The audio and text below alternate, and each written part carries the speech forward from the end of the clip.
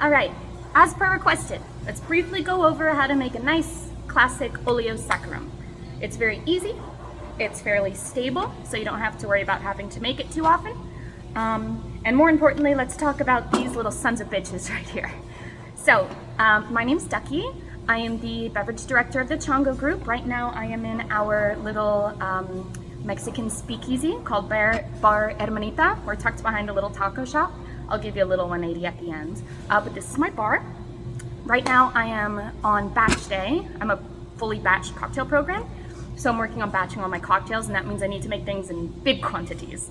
Right now I'm working on my cocktail, the Viejo, which is a black peppercorn infused Mexican corn whiskey with lemon oleo and bitters. Super simple old-fashioned riff. But that means I need a lot of these bad boys. So if you can see, there's still a lot of heavy white. This is called the pith. I didn't get too deep into that. There are like almost no spots. That was just a little flake of tomato, I believe. I'm prepping a lot of stuff today.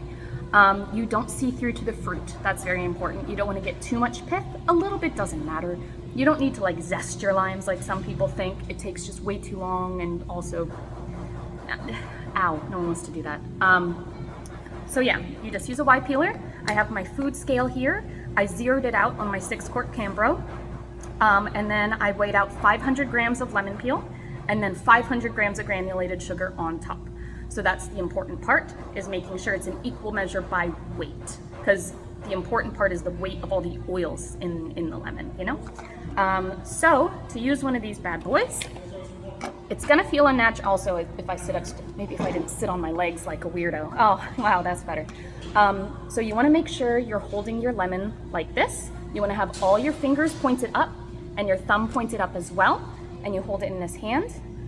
If you're just peeling for flavor, you can peel straight down. If you're peeling for garnish, you wanna kind of go at a diagonal, kind of wrapping around the fruit as opposed to straight down, just so you get a longer twist. So it's easier to kind of actually twist, and it's aesthetically more pleasing on the drink.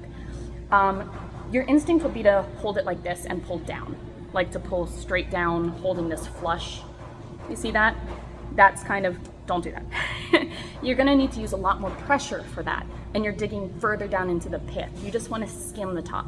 So instead, what you're going to do is hold it like this, up. So this blade here wiggles, yeah? So if you hold it up at like a 90-degree angle, the blade is just gonna skim the top of that lemon. So your elbow's gonna be up, it's gonna feel a little silly, but this is how you use a Y peeler. You will need very little pressure. Make sure you get yourself one with a tab like this.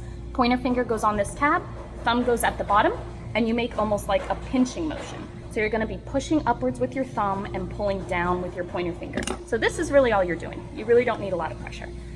And then you just whoop, and it glides right through.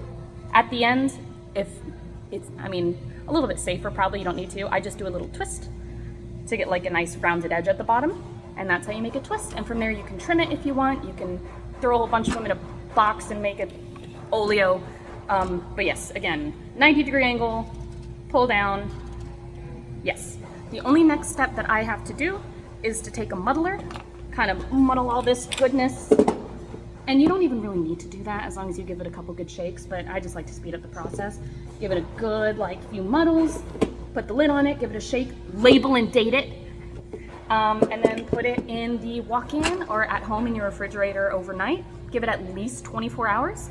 You could even give it 48, you know, to really let it extract the oils out. I like to give mine a good shake halfway through the process, but yeah, that's it.